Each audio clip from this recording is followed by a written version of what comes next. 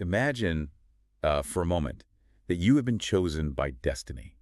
Like you bear a literal, glowing, magical mark right on your skin that broadcasts to the entire universe that you are the one meant to save the world from this apocalyptic demon. Right, a mark of the chosen. Exactly. And you fought dragons. You have survived these ruined, ash-choked cities. You've bled and sweat and sacrificed everything for this divine calling. You've given it your all. Yeah. But then you realize something horrifying. You realize that the very prophecy guiding you, that the divine script you've been following to the letter, might actually be a meticulously crafted blueprint for the enemy's victory. It's a chilling thought. It is. Every single step you've taken toward the light has actually been a step toward unlocking the gates of hell. Welcome to the deep dive. I'm so excited you're joining us today because we are stepping into a narrative landscape that is just incredibly dark, intensely complex, and absolutely fascinating. It really is a profound existential nightmare for these characters. When you strip away the illusion of free will in a setting like this, it just makes for brilliant, terrifying storytelling. We're examining a very specific pivotal sequence of events today, which is a real breaking point for the psyche of this group. Right, and we're pulling from a massive repository of lore today. We've got campaign histories, deep character backgrounds, and the raw narrative excerpts from the renowned dark fantasy adventure known as the Far Battle Campaigns. There's a lot to unpack. So much. Our mission for this deep dive is laser-focused. We are going to explore a critical turning point for a specific group of these prophecy-marked survivors. We're zeroing in on their activities starting right from scene 20, straight through scene 21. The really gritty stuff. Yeah, we're going to track their harrowing journey from the desert city of Dawnmere back into the nightmare dragon-ravaged ruins of Duskmere, and finally their frankly morally questionable pivot to the smuggler-infested Port Zarford. And we're doing this to figure out how they plan to rescue their captured friends when the entire world is literally collapsing around them. Exactly. As we navigate this journey, I want you to keep a specific lens in mind. We are not looking at a standard high fantasy story of shining knights doing no wrong. What we are going to closely examine today is the theme of moral divergence. Moral divergence, yeah. Right. We are looking at how the crushing, relentless pressure of an impending apocalypse, coupled with the manipulative, predatory nature of this prophecy, forces these individuals to diverge sharply from the typical hero archetype. It pushes them right off the edge. Right off the edge of righteousness and into incredibly murky ethical waters. The prophecy is actively affecting their fate, and it's mutating their morality in real time. So we start in the desert city of Dawnmere. Yeah. And we really need to set the emotional stage here because our core party has just arrived. And to say they are exhausted would be, well, a criminal understatement. They are completely spent.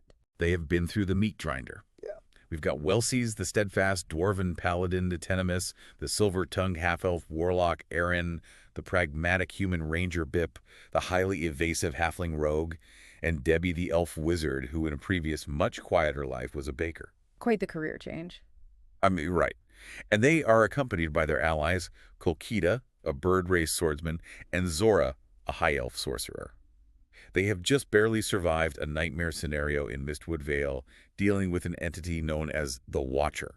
Which was incredibly traumatic. They're carrying deep, unresolved psychic trauma from that encounter. And Dawnmere offers zero respite.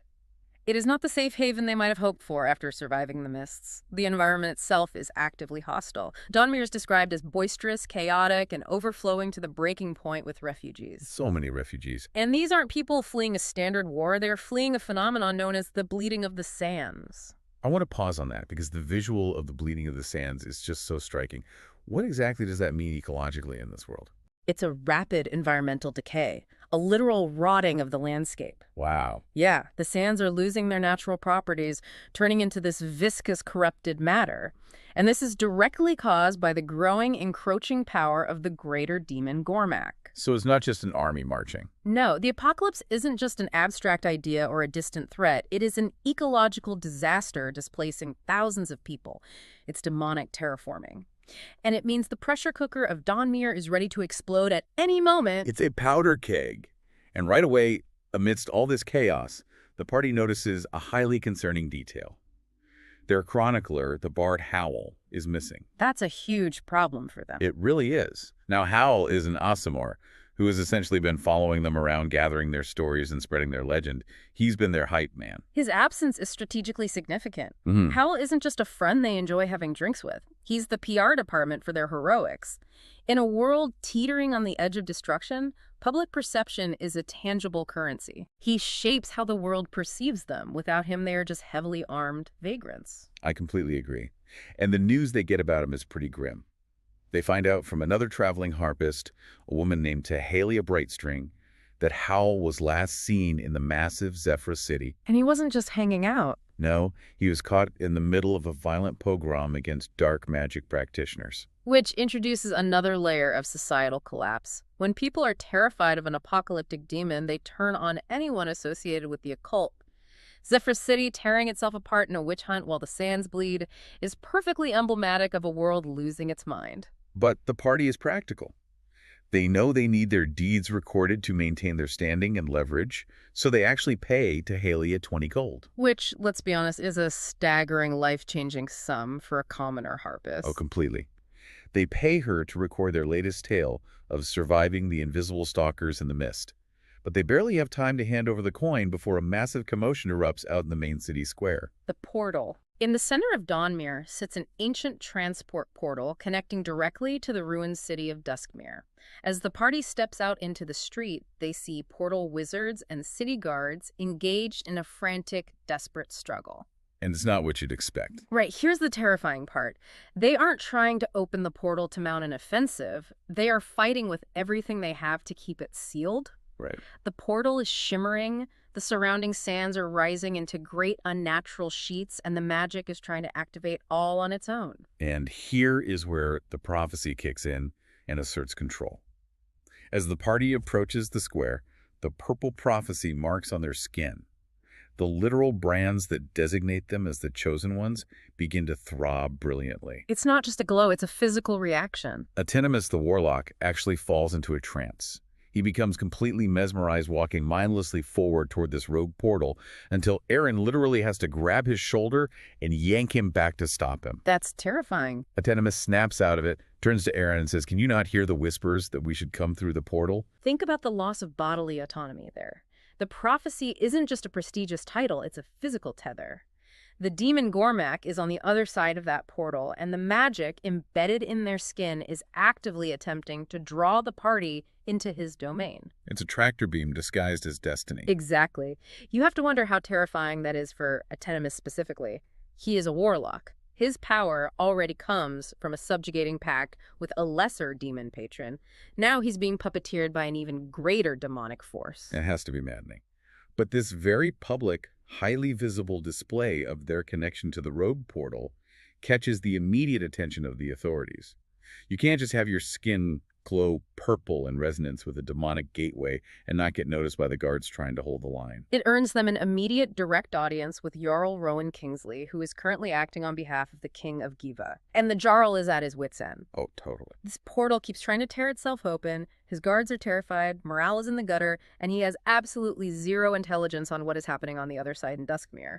Knowing that this specific party was part of the very last group to escape Duskmere months ago when the dragons initially attacked and ruined the city, the Jarl essentially recruits them for a highly dangerous reconnaissance mission. He needs eyes on the other side. Okay, let's unpack this because I want to highlight the negotiation that follows. It is a masterclass in leveraging a geopolitical crisis. They rolled a natural 20 during this negotiation. They really did. They don't just agree out of the goodness of their hearts to walk into a demonic meat grinder. They extract a phenomenal package of resources from the crown. This transaction is referred to as the King's Boon. The King's Boon is fascinating. I love the King's Boon because it fundamentally changes their status. They aren't just wandering adventurers scraping by on dungeon loot anymore. Let's look at what they actually get. Let's break it down. They receive 30 points of arcane spell knowledge to divide among the party members. They get 4 points of free high-tier gear from the Royal Armory and massive discounts on anything else they need to purchase. To put that into perspective, 30 points of spell knowledge is a staggering, monumental infusion of arcane power. It's not just reading a book, it's an expansion of their magical vocabulary. It's huge. It means they are walking into the next fight with a significantly wider, more versatile arsenal of magical options. They are suddenly equipped to handle incredibly complex arcane threats that would have wiped them out a week prior. And a gear. They don't just take a few healing potions. Aaron the Ranger gets a set of +1 studded leather armor and a ring of +1 protection. They're practical. And Welsies the Paladin takes this opportunity, using some of the party's pooled funds, to supplement the boon to upgrade his already formidable adamantine plate armor to a +1 magical level. He's unstoppable. I mean, Welsies is basically a walking indestructible tank at this point. They're gearing up for a full-scale war. I see this as a major shift in the geopolitical landscape of their world. This massive infusion of royal resources signifies that the institutional powers like the King of Giva are utterly desperate. Desperate enough to pay anything. Exactly. They recognize that their standing armies, men with spears and shields, are completely useless against a demonic apocalypse that terraforms the environment. Right. So what do? They shift this party from a ragtag band of wandering survivors into officially sponsored, heavily militarized operatives. The Crown is essentially funding a Black Ops team because conventional warfare has failed. I hadn't thought of it like that, but you're right. They are a Black Ops strike team now. They are primed, they are heavily armored, and they are bursting with new magic. They are as ready as they will ever be. Time to go in. So the Jarl's Wizards drop the containment field on the portal for a brief, incredibly tense window, and a small recon team, just a Tenemis, Welsies, and Aaron, steps through the portal. Into the unknown. But nothing, absolutely nothing, could have prepared them for the truth they are about to uncover on the other side. They step out into Duskmere, and the environment immediately tells a story of systematic industrialized horror. Industrialized horror is the exact right phrasing. Duskmere is a total ruin. The air is heady, toxic, and unclean. But it's what they find in the city center that is so profoundly disturbing. The dragons? They find the corpses of juvenile dragons. But they aren't just dead from a massive battle or a territorial dispute. They are lined up in neat, clinical rows. It's chilling. They have been expertly harvested. Their scales, body parts, tongues, and wing membranes have all been removed with surgical precision. The narrative indicates this is the work of an organization with highly advanced alchemical or dark magic knowledge. I want you to really think about the implications of this detail. It tells the party, and you, the listener, that the enemy they are facing isn't just a chaotic, mindless horde of monsters. Not at all. Dragons are ancient, inherently magical, and incredibly powerful creatures. Usually they're the undisputed apex predators of a fantasy setting. But here they are being treated as raw materials. They're livestock. Exactly. It implies a cold, calculating, and highly organized cult infrastructure. They are farming dragons to fuel their dark magic on an industrial scale. The logistics alone of taking down multiple juvenile dragons and harvesting them without destroying the alchemical properties of their organs is staggering. It completely reframes the threat. They aren't fighting barbarians at the gate. They are fighting a dark magical corporation. And right in the center of these harvested horrors amidst the butchered dragons is a large pavilion. The ritual site. It's surrounded by a ritual circle made of freshly laid flagstones. When the recon team touches these stones, it triggers a magical recording. Ghostly apparitions appear, performing a silent pantomime. A replay of the past. It's a replay of a ritual that took place there. The ghosts act out a willing sacrifice that culminates in a blinding explosion of magical light. And in the aftermath of that blinding light, the guide appears. The history describes this ghostly guide as having the distinct, unsettling vibe of the Red Skull from the Avengers. That is such a vivid image. A spectral, cursed entity bound to this location. He is a wraith cursed to act as a guide for the demon Gormak. But he is weary. He's been bound to this gate for what feels like eternity. He just wants out. He is desperate for these heroes, these prophecy-marked wild cards, to change the course of fate so he can finally rest. So he starts talking to them. He sees their purple marks. And here's where it gets so wild. He drops an absolute bombshell that turns their entire understanding of their existence upside down. The biggest twist of the campaign. From day one of this campaign, the central prophecy line that has guided every major decision they've made was when blood of the willing stains the stone and hand of the sworn strikes true. A very classic, heroic-sounding prophecy. Right. They, along with the High Council of Zephyra and all their allies, believed that this willing sacrifice was the ultimate tragic key to sealing the demon Gormak away forever. They thought one of them would have to die a hero's death to save the world.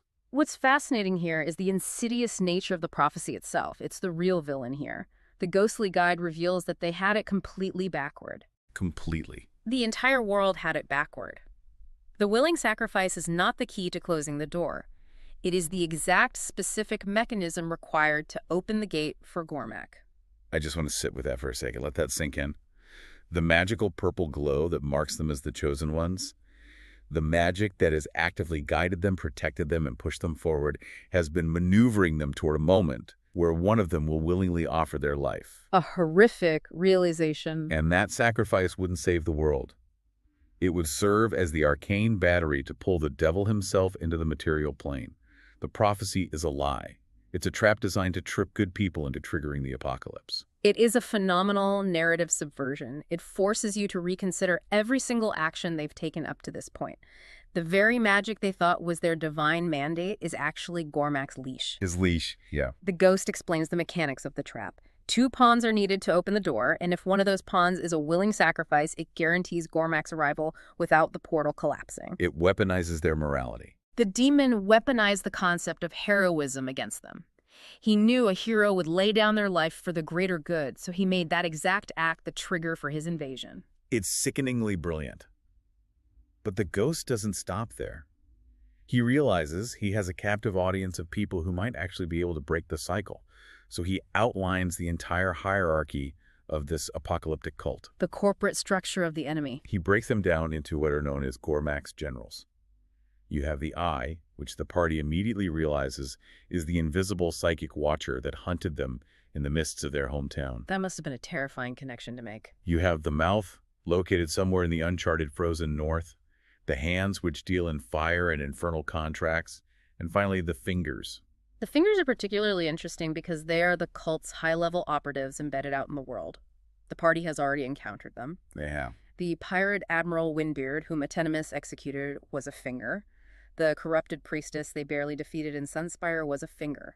This intelligence completely alters their strategic paradigm. They are no longer swinging blindly in the dark. No, they now understand the structure of the enemy. But more importantly, the ghost gives them the actual, real, tactical objective. If the willing sacrifice opens the door, what stops it? The ghost tells them that to stop Gormak's physical manifestation from entering the world when the gate inevitably activates, they must defile the stone seals. Defile the stone seals. It's incredibly cryptic and arguably counterintuitive for a group led by a paladin. To save the world, they must engage in defilement. Right. It's another subtle push toward moral divergence, but it's a concrete goal. A goal they have zero time to analyze. Because, guys, they do not have a single second to sit down and process this massive existential dread. Not even a moment. The moment the ghost imparts this knowledge, the ground beneath their feet begins to heave violently. The flagstones crack. A deafening, bone-rattling growl echoes through the ruined pavilion. The gate is waking up. And the voice of Gormak himself rumbles out from the ether. He says the Hands clutch and burn the eyes. Sees all. You have no choice in those worms. And with that horrific declaration, the gate begins to rend open right in front of them.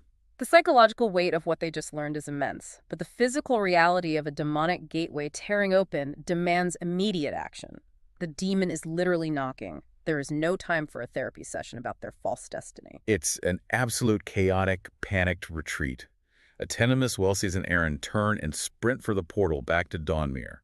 The ground is shaking like an earthquake. The air is burning with sulfur and ozone. Running for their lives. And during this frantic dash through the ruins, Aaron the Ranger trips. He falls hard, gashing his arm deeply on the debris. I want to focus on that fall, because that injury is not just a scrape. As Aaron falls and bleeds onto the stones of Duskmere, a new purple mark sears itself into his flesh. It's horrifying. It's the ultimate violation. It absolutely is. Think about the timing. He just learned that the mark is a demonic branding meant to use him as a battery for the apocalypse, and the moment he spills blood in the demon's domain, he is branded again. Like a punishment. The prophecy is doubling down on him. It's a physical manifestation of Gormak saying, I own you. They don't have time to treat it. They scramble up. They dive through the portal, shouting at the top of their lungs for the Dawnmere wizards to shut it down immediately. Close the door. And just as they cross the threshold, just as the magic ripples and buckles around them, Aaron hears voices echoing through the rift from the demonic side. This is the turning point for the entire arc. It really is. He hears the voices of their missing friends. Over the roar of the portal, he hears Howl the Bard desperately begging for help, and he hears the very distinct, colorful cursing of their barbarian ally, Jebediah Brown. So they tumble out onto the sands of Dawnmere. The portal snaps shut behind them with a thunderclap, and they are left gasping for air on the pavement. They immediately report to Jarl Kingsley, a debrief. They give him the recon intel, the dragon farming, the cult hierarchy, the stone seals. But internally for the party, the mission has completely shifted. I completely agree. This raises a monumental question about their priorities and, frankly, their duty. Yep. A moment ago, they were the king's highly paid strike team focusing on a mobile apocalypse. They were the tip of the spear. But hearing those voices changes everything. It makes it personal. Their focus pivots sharply and violently from the macro saving the world to the micro saving their friends. They know from previous intelligence gathering that Jebediah and presumably Howl and another ally named Tucker are locked away in the prisons of a smuggler's haven called Port Zarford. But here's the massive roadblock. They need to get to Port Zarford immediately. Every second counts. But the Jarl is stretched completely to his limit. He has nothing left to give. He is managing a bleeding landscape, a massive refugee crisis, and he just had a demonic gateway nearly rip his city square in half. There was no official portal access available. The King's channels, despite the boon they just received, are closed to them for this personal rescue mission. The Jarls simply cannot spare the resources to send them to a hive of scum and villainy. We really need to pause and consider the implications of that new purple mark on Aaron's arm in the context of this roadblock. It strongly suggests the demon's grip on their fate is tightening. The prophecy is boxing them in. Exactly. The prophecy is actively hunting them, molding their circumstances. Every injury, every administrative misstep seems to bind them closer to Gormak's design. It's suffocating. They are carrying the apocalypse on their skin. They just learned their destiny is a lie, and now they are cut off from official legal support. The pressure is astronomical. Here's where it gets really interesting. Because they are desperate, and I want to pose this to you listening. What do you do when you are the chosen one? You have the power to fight gods, but the bureaucracy says no. You find another way. When desperate heroes are denied the high road, they take the low road. And Bip, the halfling rogue, starts doing what he does best. He observes the chaos. He reads the street. He looks at this massive crowd of refugees flooding into Dawnmere, and with his incredibly keen eye for the underworld, he realizes they aren't all innocent victims fleeing the bleeding sands. Bip recognizes the subtle hidden signs of organized crime operating under the cover of a humanitarian crisis. He spots operatives bearing the clandestine marks of 4 major thieves' guilds: the Wave, the Root, the Triangle, and the Clock. The major players. Because the official trade caravans aren't running due to the ecological disaster, these smuggling rings have stepped in to fill the economic void, using illegal, unstable portals to move goods and people. So Bip grabs Atenimus, who, remember, has a silver tongue, absurdly high persuasion skills, and a complete lack of moral hesitation, and they start tailing members of the Clock Guild. A dangerous game. They track them through the chaotic, crowded city streets, down a disused alleyway, right to a small abandoned warehouse that is severely in need of repair. The hideout. Inside, peering through the cracks, Bip spots the telltale glowing runes of a clandestine portal hastily drawn on the floor and ceiling. This right here is the pivot point of the narrative. This is where the divergence solidifies. They are no longer operating as agents of the King of Diva. All right, they've gone rogue. They are stepping off the sanctioned path and into the shadows to cut a deal with organized criminals. Bip and Atenimus walk into the warehouse, hands raised, using thieves' cant to ask for transport. And they are eventually granted an audience with a local distribution manager. Rick. The history describes this guy brilliantly. His name is Rick, which sounds incredibly mundane, but Rick isn't some slight, nimble street urchin thief. Rick is a towering, 7-foot-tall mountain of a man built like a barbarian fighter. He is pure intimidation. Rick presents them with a classic, brutal underworld dilemma.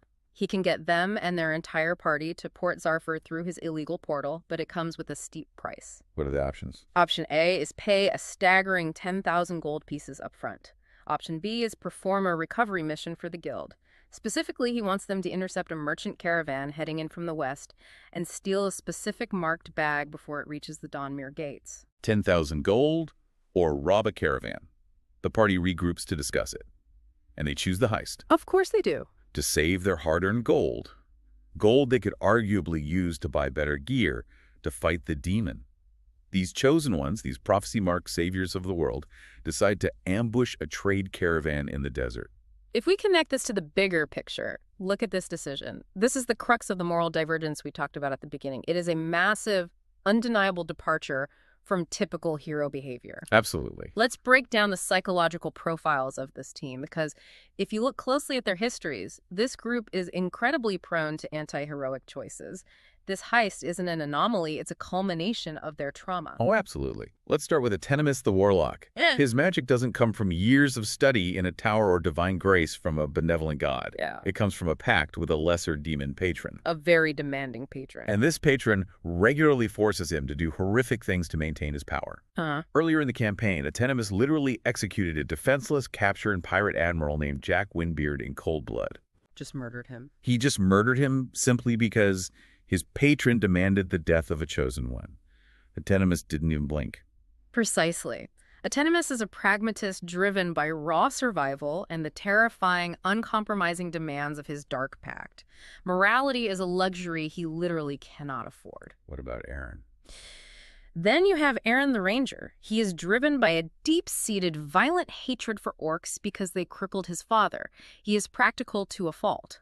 When he was falsely accused of starting a war earlier in his life and had a massive bounty placed on his head, his own party turned him in to collect the gold, then helped clear his name. That's a wild workaround. But the history specifically notes that once he was exonerated, Aaron actively decided not to return the bounty money to the authorities. He kept the ill-gotten gold. Classic Aaron. He's efficient, but he's greedy. And then there's Bip.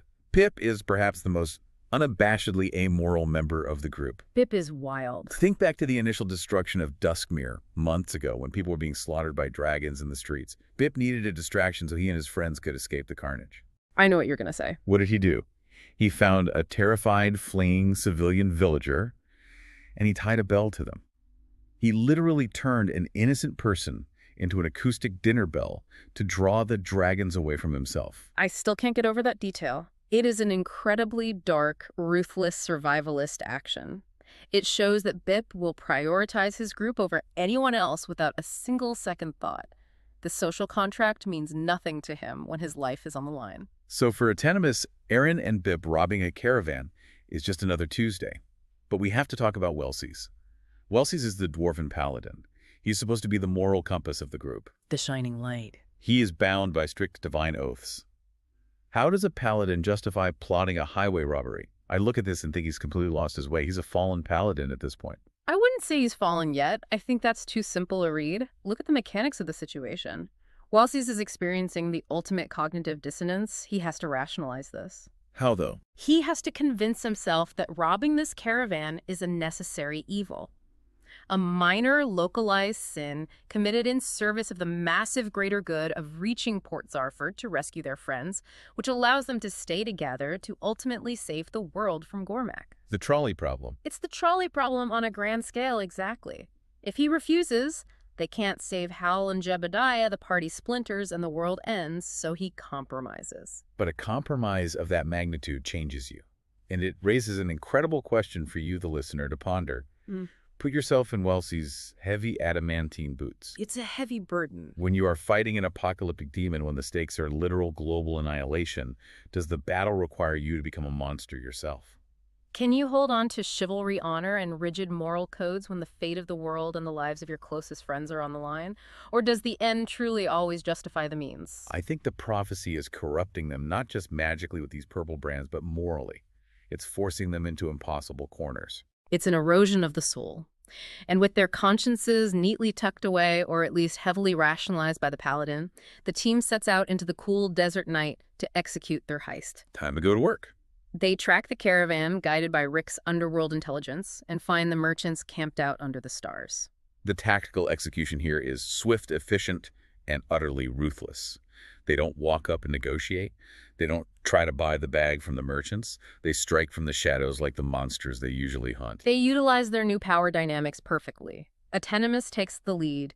He casts a spell of magical darkness directly over the caravan encampment. Total blackout. This isn't just dimming the lights, it's an arcane void that completely blinds everyone inside it, neutralizing even those guards who might possess dark vision. It immediately sparks total chaotic panic among the caravan guards. You can imagine the scene. The guards are terrified, swinging their weapons wildly at nothing, completely disoriented in this pitch-black bubble. And while the guards are blinded and panicking, Aaron the ranger provides a physical diversion to the south. Drawing them away. He deliberately makes noise, crashing around in the scrub brush, shouting, drawing whatever attention the guards can muster away from the wagons themselves. It's a classic, perfectly executed misdirection. Which leaves Atenimus completely free to slip right into the targeted wagon. He moves through his own magical darkness, quickly locating the specific marked bag that Rick and the Thieves Guild demanded as payment. He has the objective. He has it. He could leave right then. But he doesn't stop there. No, he doesn't. The narrative describes his next action perfectly as a rogue's opportunistic flourish. While grabbing the required bag, Atenimus spots a small, heavy chest sitting nearby in the wagon. It catches his eye. It looks valuable. It looks too good to leave behind. So without asking anyone, without consulting Welsies or considering the moral weight of adding theft on top of extortion, he steals that too. He just takes it. He stuffs both the guild's bag and the mysterious extra chest into their magical bag of holding. This is a critical, highly dangerous moment of greed. They were hired to do a specific job, a job they already had to morally contort themselves to accept. And Atenimus has now introduced a completely unknown variable. He has stolen from someone else on top of the guild's target, but they execute the retreat flawlessly. They escape unseen into the desert. And it's noted that Welsies the Paladin is incredibly relieved because the magical darkness and the confusion meant they managed to rob the caravan without actually killing anyone. He's clinging to that. We only blinded and robbed them. We didn't kill them. Praise the light. My oaths are intact. It's such a fragile rationalization. But his moral duct tape holds barely. They sprint back to the abandoned warehouse in Dawnmere. Rick is pleased with their efficiency. The deal's honored. He takes the marked bag, hands them a token of safe passage, and begins to usher the entire band, Bip Atenimus, Welsies Aaron Debbie, plus Kolkita and the grieving Zora, into the clandestine glowing ruins of the portal. But this is where the reality of dealing with smugglers hits them. This is not the King's Portal in the city square. This is a fractured affair. It is highly unstable black market magic. Rick warns them bluntly that they have a mere 30-second window before the magical conduit collapses entirely and likely explodes. 30 seconds. There are no ancient relic structures stabilizing it. No team of highly trained royal wizards calibrating the destination coordinates. They are essentially jumping into an arcane blender and hoping it spits them out in the right city. They dive in one after another, beating the 30-second clock. And the magic completely buckles as they cross the threshold. It's violent. It's chaotic. It's a sensory overload. And when they are finally spat out on the other side in Port Zarford, the instability of the portal means they are completely scattered across the city. The arrival is a tactical disaster. Welsies the heavily armored paladin materializes mid-air on the western docks, teetering precariously over the open churning sea. Think about the physics of this. He just upgraded his adamantine plate armor. If he loses his balance and falls into that water, he sinks like a golden anvil. He would drown in seconds. It is a terrifying, breathtaking near miss. And Bip, the halfling, gets shot out of the portal like a cannonball far to the southeast landing with a heavy thud right on the slate roof of a secluded, incredibly wealthy manor house. And because Bip is fundamentally Bip, the narrative notes that he immediately views this as a prime opportunity. Of course he does. He's alone on a rich guy's roof. He plans to break in through the attic and loot the closets before even bothering to look for his friends. So what does this all mean? Where does this leave them? They have successfully infiltrated Port Zarford. Yes, they made it to the smuggler's haven. But they are entirely separated in an unfamiliar, dangerous, crime-ridden city. They are still actively hunted by the Watcher's Eye. They bear the marks of a prophecy that wants to consume them and use them to open hell, and they are now carrying stolen goods from a criminal syndicate's heist. It is a phenomenal, heart-stopping cliffhanger. Let's do a quick recap of the emotional whiplash of this journey. We started with the team receiving the King's massive tactical boon, feeling like highly trained operatives in the chaotic streets of Dawnmere. And the reality check. We followed them through the portal into the industrialized nightmare of Duskmere, where they uncovered the horrific, paradigm-shifting truth. Their prophecy marks aren't meant to save the world. They are the literal keys to opening the Demon's Gate. And finally, desperate to save their captured friends, we watch them completely compromise their morals, aligning with the criminal underworld, suppressing their paladin's oaths, and executing a desert caravan heist just to secure a volatile, near-lethal jump to Port Zarford. And that journey leaves you, the listener, with a lingering, provocative question to ponder until we pick this up next time. The team is scattered across this dangerous port city, plotting a prison break to save Hal, Jebediah, and Tucker. But hidden deep inside their magical bag of holding is that unopened stolen chest from the caravan. Tenemus took it on a whim of sheer unadulterated greed. But in a world where every single action seems meticulously manipulated by the demon Gormak, where the very mist listens to them and their own skin brands them. Is that chest just a secret treasure that will fund their fight? Or is it a cursed trap, a Trojan horse, specifically placed in that caravan, waiting to be opened to dictate the next devastating act of the apocalypse? Knowing Gormak and knowing Atenemus's luck, I have a feeling we are going to find out the hard way, and it's going to be explosive. Thank you so much for joining us on this deep dive into the shadows of the Far Battle campaign. It's been a dark ride. Until next time, stay curious, watch your back, and whatever you do, question every prophecy you ever hear.